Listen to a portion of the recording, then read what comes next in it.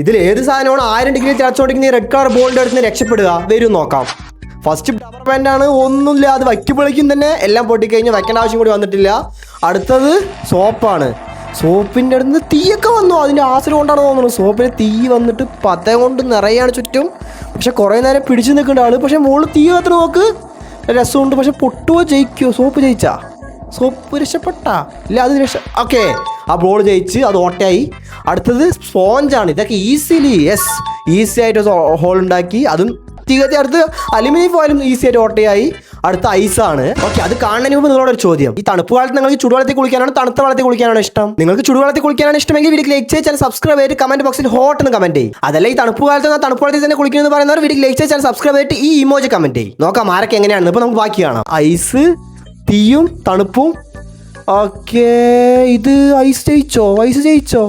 അതിൻ്റെ ചൂട് കളഞ്ഞ? ഇല്ല, ഇതും തീ തന്നെ ജയിച്ച്.